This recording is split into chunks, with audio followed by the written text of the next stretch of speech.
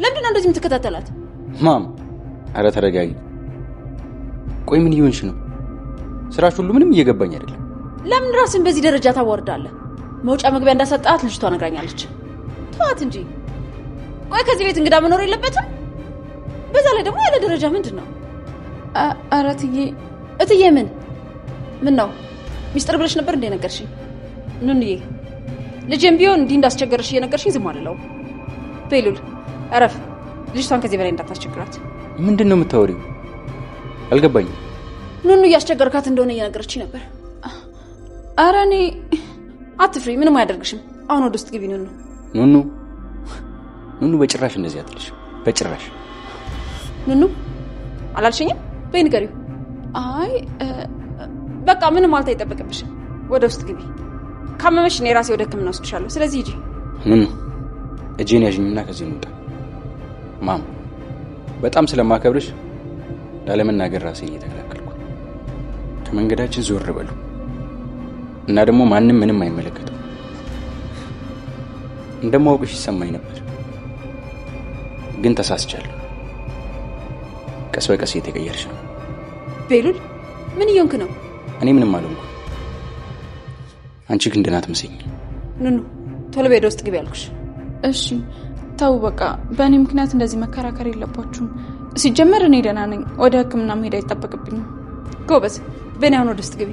ነይ ከኔ ጋር። የታመምሽው የሚቀለድበት በሽታ አይደለም። ቤሉል ረፍ ያለች እናት ናት። አዱ ደጋግሜ እንዳስቀይማት ገፋ። በቃ ተወኝ። እትዬ ምን መሰለሽ፣ ለእኔ አልታዘዝም ብለሽ መልስ እየሰጠሽኝ ነው? ነይ ያልኩሽ። ቤሉል ከሄደችም ከኔ ጋር ትሄዳለች። ደግሞ አንተ ጮኛ ያለ ሰው ነው። ከማንም ሴት ጋር አትንዘላዘል። ማም የምታወሪው ነገር በሙሉ ያሳፍራል። እኔ ካንቺ እናልጠብቅ።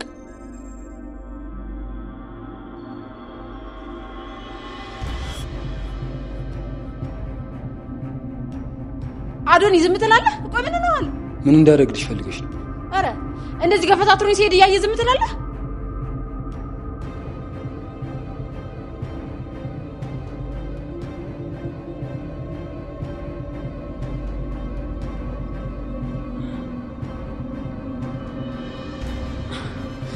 ወይኔ ጉዴ! ቆይ ምን ባደርግ ነው የሚሻለኝ?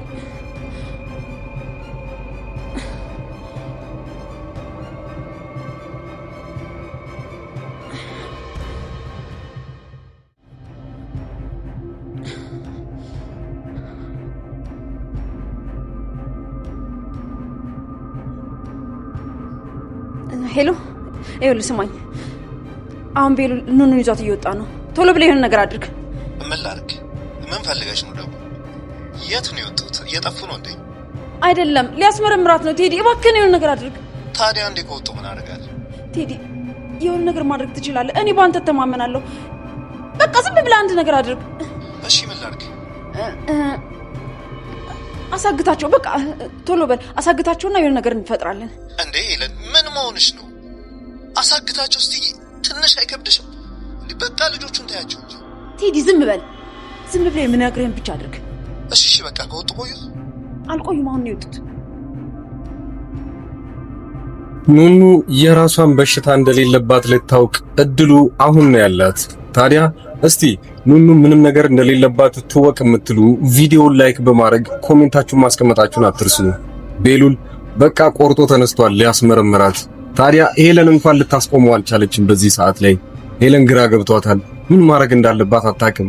ምክንያቱም መጀመሪያውኑ ያው ሐሰተኛ ወረቀት እዛ ቤት ውስጥ እንዲመጣ ካደረገች በኋላ እሷ ምንም ነገር ሳይኖርባት ኑኑ አለብሽ ብላ እንድታምን ካደረገቻት ቆይታለች። አሁን ያን ሁላ ሚስጥር ሊታወቅባት ነው። ስለዚህ ያላት አማራጭ ሁለቱን አንድ ላይ ማሳገት ነው። ቴዲ ጋም ወዲያው ከተደወለችለት በኋላ ቴዲ በዚህ ነገር ማስማማት እንዳለበት ግዴታ ሆኖ ነው። እንዲህ ካለ ወደ ስራው እንደማታስገባው ጭምር ያውቃል። ወደ ስራው ገብቶ እሷን መጣል የሚፈልገው ያለው አማራጭ እሷ ጋር ሲቀርባት ብቻ ነው። በዚህ ደግሞ ቴዲ ይህንን ነገር ከኔ ጋር ሆኖ ለማሳካት እውነቱም ዝግጁ ነው ብላ ስላሰበች ልታገኘው ውጪ እየጠበቀችው ነው ያለችው። በቀጠረችበት ቦታ ላይ እስካሁን ድረስ አልተገኘም። እሱ በሌላ ነገር ቢዚ ሆኗልና ታዲያ ኑኑንና ቤሉልን ማገት ግዴታ ይኖርበታል። ቴዲ እንድታምነው ብቻ ስለሚፈልግ ነገር ግን በዚህ መልኩ ማድረግ ይኖርበታል። ምናልባት ኑኑና ቤሉል ግዴታ መታገት ካለባቸው ወዲያውኑ ይወስዳቸውና አንድ ቤት ውስጥ እየተንከባከባቸው ማስቀመጥ ይችላል፣ እንዲያምኑት ካደረገ ብቻ። ነገር ግን በጣም መጥፎ ዜናው እዚህ ጋር ቤሉል አብሯቸው መሆኑ ሄለን እንድታውቅበት የማይፈልጋቸው ብዙ ነገሮች አሉ፣ እሷን ብትሆን ማለት ነው። ቴዲ እውነትም ይህንን ነገር ካደረገው ሁለቱም ሳይሳካላቸው ይመለሳሉ። ኑኑም አሁንም ቢሆን በሽታው አለብኝ ብላ እንድታስብ ነው የሚያደርጋት። ይህ ነገር ሳይሳካላቸው ግን ቤሉል ወዲያውኑ ይዟት ሐኪም ቤት ከሄደ በኋላ የመጀመሪያው ነገር አይ መድኃኒቷን እስከዛሬ አልወሰደችም፣ ይሄ በሽታ እያለባት ይባልና ይነገራቸዋል። ወዲያውኑ ዶክተሮች በአንዳንድ ማጣሪያ ምክንያት ምን ሌቭል ላይ እንዳለም እንኳን ለማወቅ ሲሉ መመርመራቸው ግዴታ ነው። ታዲያ ያኔ ሲመረብኑባት እንዴ ምንም እኮ በሽታ የለብሽም፣ ያ ማለት እስካሁን ድረስ እየወሰድሽ ያለሽው መድኃኒት ልክ አይደለም ብለው ይነግሯታል። በዛ ሰዓት እሷም ትደነግጣለች። ደግሞ እያመመኝ አልነበረም፣ ያኔ ልክ ነኝ ማለት ነው፣ ያ በሽታ ወይንም ያም ነገር መጀመሪያውኑ የለብኝም። ታዲያ ቤሉልም ቢሆን ኑኑ ይሄን ነገር ሁለቱም እኩል ይሰማሉ። ያኔ ሁለቱ መሃል ላይ ምንም የሚያገዳቸው ነገር አይኖርም ማለት ነው፣ ከአንድ ሰው በስተቀር አዶኒ በጣም ነው የሚጎደው። መጀመሪያውኑ እዛ ቤት ውስጥ ሀ ብሎ ሲገባ አባቱም ሞት በጣም አዝኖ ነበር እዛ ቤት ውስጥ የገባው። ታዲያ የሰው ፍቅር ስለፈለገና በሰው መከበብ ስለሚፈልግ ነበር እዛ ቤት ውስጥ ትንሽ ቀን የቆየው። ነገሮች እንዲህ ያሉ ሲቀጥሉ ኑኑን ያፈቅራታል። ኑኑን ባፈቀረበት ሰዓት ላይ ትታገትበታለች። ስትታገት ስለሚወዳት ብቻ ነገሩን ማጣራት ሲጀምር ከራሱ አባት ጋር ግድያው በጣም ተቀራራቢነት እንዳለው በሰዓቱ ይረዳል። ታዲያ አባቱ ሲሞት የነበረው መኪናና እዚህ ጋር ኑኑ የታገተችበት መኪና አንድ አይነት ይሆንበታል። ነገሩ እንዴት ነው ይሄ ነገር ከኔ አባት ጋር የሚያገናኘው ነገር አለ ብሎ እንዲያስብ አደረገው። በዚህ ሰዓት ማጣራቱን ይቀጥልበታል ማለት ነው። እያጣራ ባለበት ሰዓት ላይ ሁሉም አቅጣጫው እንዳለ እየዞረ የነበረው ወደ ሄለን እየጠቆመው ነው። አረ ይሄ ነገር እንዴት ነው ሄለን የዚህ ነገር ውስጥ አለችበት ብሎ እንዲያስብ አደረገው። ያኔ ነበረ ታዲያ እሷን ሪከርድ ለማድረግ ሲል አልጋዋ ኋላ ላይ ማይክ ደብቆባት ሲቀዳት የነበረው። ከዛን ቀን በኋላ ግን አዶኒ እሷን ማመን ያቆማል። በመሃል አንዳች ነገር ተፈጠረ። አዶኒ በጣም የሚወዳትን ኑኑን በዚህ ሰዓት ላይ ቤሉልም ጭምር እንደሚፈልጋት ማወቅ ይጀምራል። ከቤሉል ጋር ጥላቻ ይጀምራሉ። በዚህ እያለ አሁን በስተመጨረሻ ሰዓት ላይ ቤሉል እሷን ሐኪም ቤት ይዟት እንደሚሄድ ሲያውቅ በቅናት መንፈስ ይዛትማ አትሄድም፣ አሁን እኔ ነኝ የምጠብቅላት፣ ደግሞ ተወኝ ብልሃለች ለምን አትዋትም ብሎ ሁለቱም መሃል ላይ ጭቅጭቅ ላይ ባሉበት ሰዓት ላይ ሄለን ትመጣለች። ምንድነው እዚህ ጋር የተፈጠረው ነገር? ምን እያረጋችሁ ነው? የሄለን ጥያቄ ነበረ። ቤሉል ወዲያውኑ በጨዋ ድምፁ አው እሷን ሐኪም ቤት ይዣት መሄድ ይኖርብኛል ብሎ ሲናገር ሄለን ታብዳለች። ያው ይዟት የሚሄድበትን ምክንያት ታውቃለች መጀመሪያውኑ።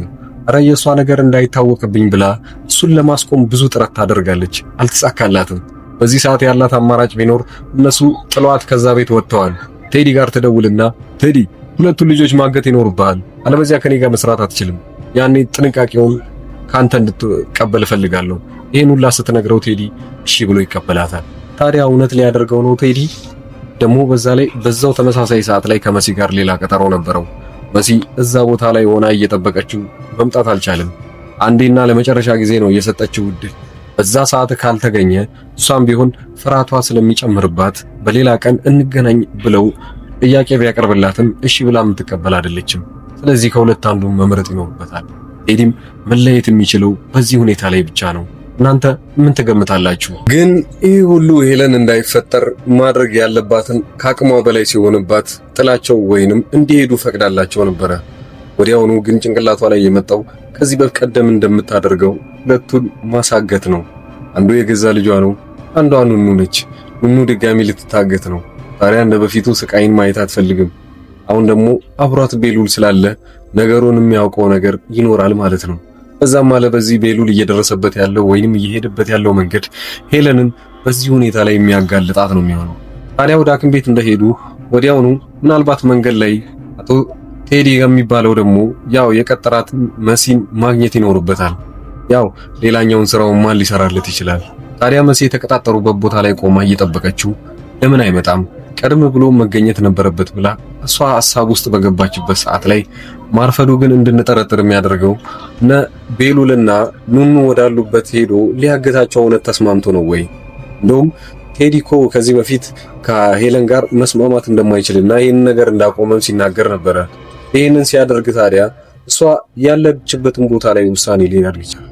ኑኑ ሐኪም ቤት ገብታ ልትመረመር ነው። በዚህ ሁኔታ ላይ ምናልባት አዲስ መርማሪዎቿ እሷ ምንም በሽታ እንደሌለባት አውቀው ሊነግሯት ይችላሉ። እስቲ ይሄንን ነገር ራሷ አትወቅ የምትሉ ካላችሁ ቪዲዮውን ላይክ በማድረግ ብዛታችሁን አሳዩ። አሁን ላይ አዶኒ ውሃ ሊበላው ነው። እንዴት እንዳልኳችሁ ልንገራችሁ። መሀል ላይ ታዲያ አንድ የጠረጠረው ነገር ስለነበረ ቤሉል እሷን ይዟት ሐኪም ቤት ድጋሚ ማስመርመር እንዳለበት ከተነጋገረ በኋላ ኑኑም በዚህ ሐሳቧ ተስማማና እሺ ብለው አንድ ላይ ለመሄድ ይወስናሉ። በዚህ ሁኔታ ላይ ግን አዶኒ የታየው አንድ ነገር ብቻ ቢኖር ቅናት ነው።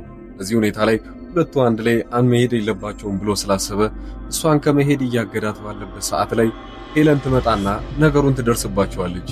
አረ ይሄ ነገር ምንድነው መሃላቸው የተፈጠረው ነገር ሲባል ታዲያ ቤሉል በእርጋታ ለሄለን ሲያስረዳት እሷን ሐኪም ቤት ይዣት ሊሄድ ነው፣ አንድ የተፈጠረ ነገር አለ፣ ታዲያ ይሄን ሁሉ እያወቃችሁ እዚህ ቤት ውስጥ እንዴት ዝም ትላላችሁ ብሎ ይናገራቸዋል።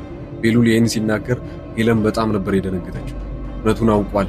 ያኔ ማስረጃ የነበረኝን ወይንም ሐሰተኛ ያሰራውትን የሷን ሐኪም ቤት ወረቀት እሱ ስላየው ነው ይሄንን ነገር ሊወስን የፈለገው። ታዲያ እሱ ግን በዚህ ሁኔታ ላይ እውነቱን የሚያውቀው ነገር አልነበረም። እሷ መድኃኒቷን አቋርጣለች ብሎ ሄዶ ሐኪም ቤት ሊያስመረምራት ወይንም ድጋሚ መድኃኒቱን መጀመር እንዳለባት ሊያደርጋት ነው። ሄለን ግን እዚህ ጋር የተረዳችው ነገር ቢኖር አረ ሐኪም ቤትማ ከሄደች እኔ ጉዴ ፈላ፣ እዛ ሄዳ እውነቱን የምታውቅ ከሆነ እኮ በቃ አለቀልኝ፣ ያ ውሸት መሆኑ ይታወቃል፣ እሷም ደግሞ ተስፋ ይመለስላታል ብላ ስለምታስብ ይህን ነገር በየሆነ ነገር ማስቆም እንዳለባት ትረዳለች። ታዲያ ቤሉል ወዲያውኑ ቀጥተኛ ትእዛዝ ስትሰጠው አንተ ምን ቤት ነህ አብራት የምትሄደው? ምን ትሰራለህ? እኔ ይዣት እሄዳለሁ፣ የማይሆን ከሆነ ችግር የለውም አንተ ቁጭ በል ስትለው ቤሉል እንደ ከዚህ በፊቱ እሺ የሚላት መስሏት ነበረ። አይ በአሁኑ ማንም አያስቆመኝም ብሎ ተነስቶ ይዟት ሲወጣ ማንም ማስቆም አልቻለም። እዚህ አጠገቤ የምታዩቸውን ዕቃዎች እንዳለ እዚሁ አዲስ አበባ ውስጥ ሆኜ ወደ ተለያዩ ሰዎች በትእዛዝ የማደርሳቸው ዕቃዎች ናቸው እና በእነዚህ ዕቃዎች ላይ ማንኛውንም ወይንም ዋጋ እናንተ ለቤተሰቦቻችሁ ወይንም ለማንኛውም ሰው ለማዘዝ ከፈለጋችሁ እኔን በቴሌግራም በዋትስአፕ እና በኢሞ ማውራት ትችላላችሁ። እንደምታዩቸው የተለያዩ ስልኮችና የዋይፋይ ዕቃዎች፣ ታብሌቶች ለልጅ የሚሆኑ እነዚህ የተለያዩ ቦታ አገር ሆናችሁ እናንተ እያዘዛችሁ እዚህ ለቤተሰቦቻችሁ መላክ እችላለሁ። ከኤሌክትሮኒክስ ዕቃዎች ውጪ ያሉትን ዕቃዎችንም እኔ ጋር ማግኘት ትችላላችሁ። እነሱም በእርግጥ ራሴ ባልሸጣቸውም ዋጋውን የተለያዩ ከሚሸጡ ሰዎች ጋር ወይም መርካቶ አጠገቤ ስለሆነ እዛ ያለውን ዋጋ እያጣራው ለእናንተ መላክ እችላለሁኝ ማለት ነው። ከዚህ በቀደም እንደሚታወቀው በትልቁ ቻናሌ ላይ እነዚህን ዕቃዎች ሳደርስ ለብዙ ሰዎች ሳደርስና ብዙ ሰዎችም ሲያዙኝ ነበሩ። አብዛኛው ጊዜ ሰው እያዘዘኝ የነበረው የተለያዩ ስልኮችን ነበረ። እነዛንም ስልኮች አዲስ አበባ ውስጥ በአንድ ቀን እያደረስኩኝ ነው። ከአዲስ አበባ ውጪ ለሚገኙ ሰዎች ግን 2 እና 3 ሰዎች አንድ ላይ ወደዛ አካባቢ አቅጣጫ ሲያዙ ወዲያውኑ አደርስ ነበረ። ይህም የአንድ ሳምንት ጊዜ ብቻ ነው የሚወስደው። ይሄ ስራ አብዛኛውን ጊዜ እናንተን የሚያስፈራችሁ ታማኝነት ምን ያህል ነው የሚለው ነገር ነው። ያንን ደግሞ ማረጋገጥላችሁ ከዚህ ቀደም የላኩላቸው ሰዎች አብዛኛው በኢሞ እየመጡ የነበሩትን ልጆች ማንኛቸውንም እነሱን ማናገር ትችላላችሁ። እንደዛውም ደግሞ አንዳንዶቹ ለእምነት ብለው አንዴ ትንሽ ዕቃ ያዙና ያንን እንዳደረስኩላቸው ሲያውቁ በዚህ መልኩ ሌላዎችንም ዕቃዎች ማዘዝ ይችላሉ። የአበሻ ቀሚስ እና የተለያዩ ልብሶችም አሁን ትምህርት ሊጀምር አካባቢ የነበረ ጊዜ ደግሞ ቦርሳና ደብተሮች ብዙ ሰው አዘውኛል። ከልብ አመሰግናለሁ። ሌላው በዚሁ አጋጣሚ እናንተም የምትፈልጉት ዕቃ ካለና እንዳደርስላችሁ መልእክት ሊሆን ይችላል። ማንኛውንም ዕቃ የቤት ዕቃ ሊሆን ይችላል፣ ልብሶች እና የተለያዩ ፈርኒቸር ዕቃዎችም እንደዚሁ እያደረስኩ እገኛለሁ። ዋጋ ብቻ ማወቅም ከፈለጋችሁ እኔን ማናገር ትችላላችሁ። ለማንኛውም እስኪ ዋይፋዎቹን ላከልኝና ልምጣጣቸው ነው የምፈልገው ማለት ነው። አመሰግናለሁ። በጣም አሪፍ ነው። እገዛለሁ ግን አሁን ሳይሆን ወደፊት የልጄ ልደት እየደረሰ ስለሆነ እንደ ስጦታ ታደርስልኛለህ። እዛው አዲስ አበባ ወደ ለገሃር አካባቢ ናቸው እና እዛ ታደርስልኛለህ። ደውዬ እነግርሃለሁ ሁሉ። አሁን ገባኝ። እና ዋይፋው ስንት ብር ነው? እና የዋይፋው ዋጋው ስንት ብር ነው? በገንዘብ ትችላለህ? ይሄኛው ስንት ነው? እና ስንት ጂቢ ነው? እንዴት ነው? ሁሉ ሰላም አለኝ። ደህና ነኝ። አተሊና ቆይታ እንደተመጣጣኝ ሁሉ ሰላም። ኧረ ችግር የለም። ቀሪውን ያኔ በ30 ብር ነው ማስገባልሃለሁ።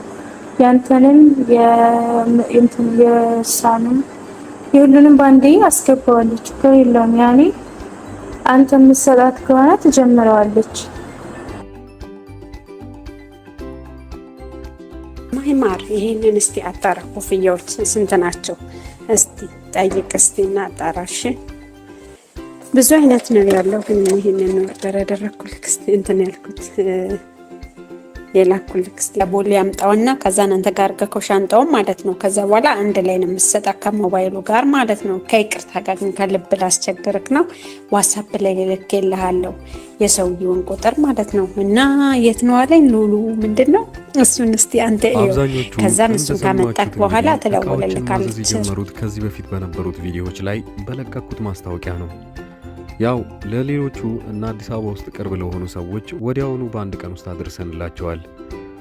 እናም የተለያዩም ሰዎች አሁን ላይ ትክክለኛ እኔ እንደምሰራ ለማወቅ የመጡና እናም በቀጣይ ደሞዛቸው ወይንም በሌላ ጊዜ እቃ ሲፈልጉ ከኛ ማዘዝ እንደሚችሉ አረጋግጠው ሄደዋል።